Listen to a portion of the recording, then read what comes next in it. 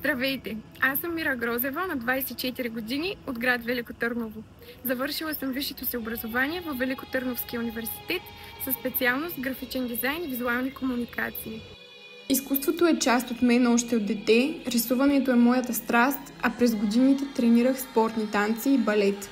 Обичам да танцувам и вярвам, че чрез движението и емоцията можем да изразим всичко, което носим в себе си. Аз съм артистична, позитивна и вярвам в силата на добрия пример.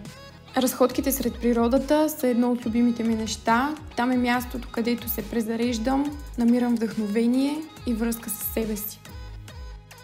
В екологичния конкурс за красота Мис Грин България ще представя моя вдъхновяващ и магичен роден град Велико Търново. Това е старата столица на България с над 1000 години история, където всяка улица носи спомен за миналото.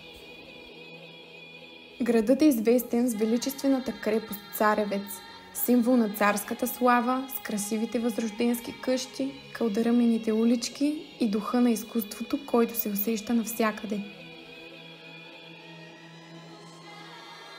Участвам в конкурса, защото вярвам, че красивият свят започва от вътрешната ни нагласа и действията ни. Грижата за природата и устойчивият начин на живот трябва да бъдат вдъхновяващи и лични каузи.